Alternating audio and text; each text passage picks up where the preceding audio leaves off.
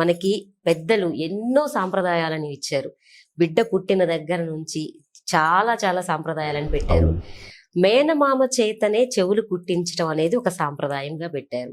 మరి అసలు అలా పెట్టించడంలో ఆంతర్యం ఏంటి, శాస్త్రాలలో ఏం చెప్పబడింది, ఆ శాస్త్రాలలో చెప్పిన విధంగా ఏ విధంగా చేసుకోవాలంటారు, ఏ వయసులో చేసుకోవాలి, ఇవన్నీ కూడా తెలియచేస్తారా? ఇది చాలా విశేషమైనటువంటి ప్రక్రియ. మనకి 16 సంస్కారాలు చెప్పేటటువంటి వాటిల్లో ఇది చాలా కర్ణవేధి అంటారు. చాలా విశేషమైనటువంటి సంస్కారం ఇది. ఈ కర్ణవేధి ఎట్లా చేస్తారయ్యా ఏమిటి అంటే, బంగారది మేనమామ తీసుకొని వచ్చి 3వ సంవత్సరం కానీ 5వ సంవత్సరం కానీ వయసులో ఉండేటటువంటి శిశువుకి ప్రత్యేకంగా ఈ చెవులు కుట్టడం అనే కార్యక్రమం చేస్తారు. చక్కగా ఆ విద్య యందు నిష్ణాతులైన వాళ్ళు వచ్చి ఇక్కడ చాలా తేలిగ్గా ఇట్లా దిగేటటువంటి నరం ఉంటుంది, ఒక్కటే ఒక ప్రదేశం. అది ఇట్లా లాగి ఖచ్చితంగా తెలిసినటువంటి వాళ్ళు దానికి రంధ్రం పెట్టి అక్కడి నుంచి బంగారం వేస్తారు. మొట్టమొదట తండ్రి ఉపనయనంలో బ్రహ్మోపదేశం చేస్తాడు చెవులో. బ్రహ్మోపదేశము చేయడానికంటే మంచిని దేన్నైనా ఈ ప్రపంచాన్ని అర్థం చేసుకొని గ్రహించడానికి యోగ్యమైనటువంటిది ఏది? చెవు. ఇవాళ మనం మాట్లాడుతున్నాం, దేనితోటి వింటుంది ప్రపంచం అంతా? చెవులతోటే వింటాం, అంతే కదా? చెవులు లేకపోతే ఎంత నోరున్నా చెప్పి వృధా. మంచైనా చెడైనా చేరేది ఇక్కడ. ఈ భాగాన్ని 2 నాడులు ఉంటాయి ఇక్కడ, పూష, అలంపూష అంటారు. కంటికి ఉండేటటువంటి వాటిల్ని గాంధారి, హస్తిజిహ్వ అంటారు. ఇక్కడ ఉండేటటువంటి వాటిల్ని పూష, అలంపూష. అన్నిటికంటే ప్రధానమైనటువంటిది నవవిధ భక్తుల్లో శ్రవణం. మొదటిది శ్రవణం, వినడమే. లేదు, వేదాంతంలో మీరు తీసుకున్న శ్రవణ మనన నిధిధ్యాస అని చెప్తారు. శ్రవణము మననము, మొట్టమొదటిది శ్రవణమే. భగవంతుడు మిగతా అన్నిటినీ ఇట్లా మూసేసుకునేటువంటిది ఇచ్చాడు. ముక్కుని బిగబట్టచ్చు, మీరు ఆపేసేయచ్చు గాలి తీసుకోకుండా, మూతి బిగబడతాం. మిగతా ఉన్నటువంటి రంధ్రాలన్నీ బిగిచ్చేయచ్చు. కానీ బిగిచ్చలేనటువంటి రంధ్రం ఏదైనా ఉంది అంటే అది చెవు. దానికి తలుపులు పెట్టలా భగవంతుడు. కళ్ళకి కనురెప్పలు పెట్టాడు కానీ చెవులకి పెట్టలా. ఎందుకు అంటే, ఏనాడైనా ఎమర్జెన్సీ ఎగ్జిట్ రా, మహాత్ముడు ఎవడో ఒకడు వచ్చి ఉపదేశం చేయకుండా ఉంటాడా? ఆ ఉపదేశంతో తరిస్తావు కాబట్టి ఒక్కచోట తలుపులు పెట్టట్లేదు అని తలుపులు పెట్టలేదు ఆయన. ఈ చెవులు అనేటటువంటివి చాలా ప్రధానమైనటువంటి. తండ్రి మంత్రం ఇవ్వడానికి అర్హత అయితే ఆ మంత్రాన్ని ఇచ్చేటటువంటి ప్రాంతాన్ని శుభ్రంగా అలంకరించి దానికి యోగ్యంగా తయారు చేసేటటువంటిది తల్లి తరపు వాళ్ళు. తండ్రి సంతానాన్ని ఇచ్చేయడానికి యోగ్యమైనటువంటిదైతే దానికి అవసరమైనటువంటి భార్యని కాళ్ళు కడిగి కన్యాదానం చేసేటటువంటి వాళ్ళు ఇటుపక్క వాళ్ళు. అంటే ప్రతి ధర్మ కార్యక్రమంలో 2 వంశాలు తరింపబడుతుంది. ఇటు కన్య, అటు ఒక కన్యని దానం చేయటం వల్ల ఇటు 10 తరాలు అటు 10 తరాలు, దశ పూర్వేశాం దశాపరేశ, ఇటు 10 అటు 10.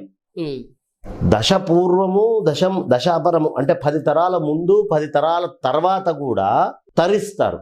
ఇప్పుడు తరించడం దేనివల్ల తరిస్తున్నారు? చెవుల్లో నుంచి శబ్దాన్ని మనం అందించడం వల్ల.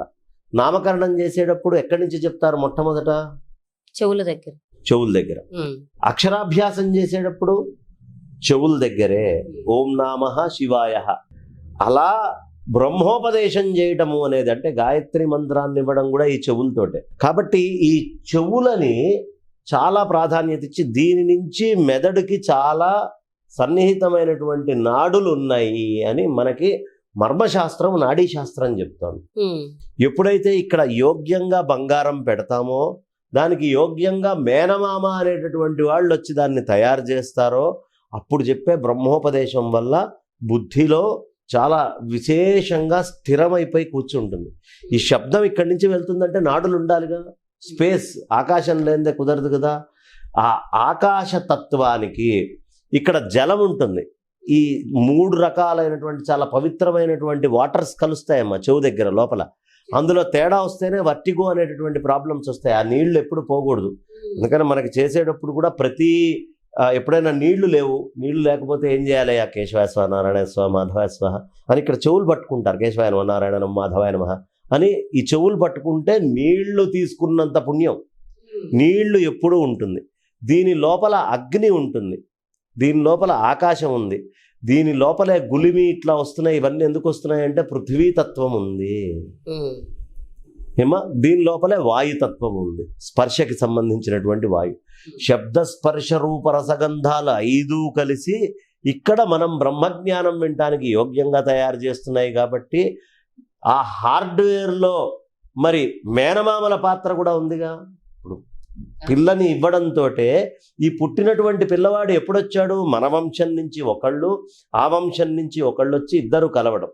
కాబట్టి ఈ ఇద్దరి కలయికలో వచ్చినటువంటి పుత్రుడి మీద ఇద్దరికీ బాధ్యత ఉంది. ఇతను ఏం చేస్తున్నాడు? మేనమామ అలంకరిస్తున్నాడు, తండ్రి ఏం చేస్తున్నాడు? బ్రహ్మోపదేశం చేస్తున్నాడు. కాబట్టి దీన్ని కర్ణవేధి అని చాలా విశేషంగా మన పూర్వం వాళ్ళు చెప్పడము అనేది జరిగేది. ఈ కర్ణవేధి అనేది చాలా ప్రాధాన్యత మన పూర్వీకులు ఇచ్చారు.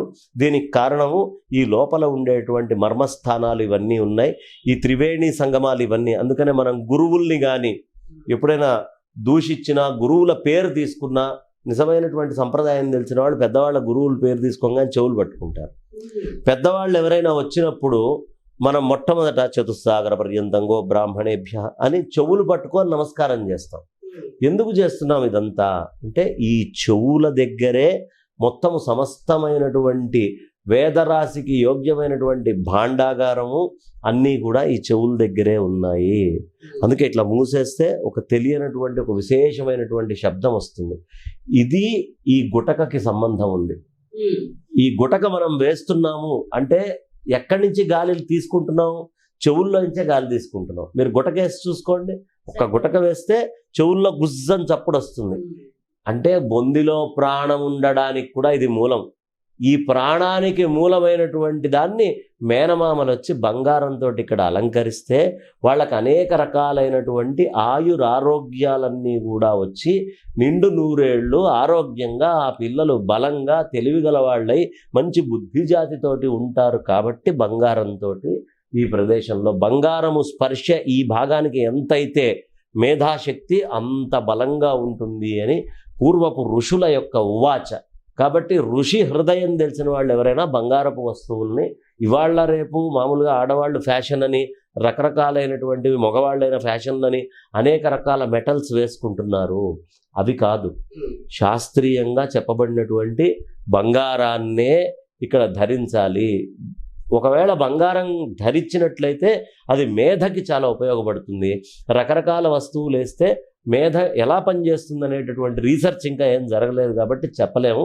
కానీ బంగారం అయితే మాత్రం స్పష్టమైనటువంటి రిజల్ట్స్ వచ్చి మేధా సంపత్తి చాలా విశేషంగా ఉంటుంది. పూర్వం అందుకనే కర్ణవేధికి అంత ప్రాధాన్యత ఇచ్చేవాళ్ళమ్మ.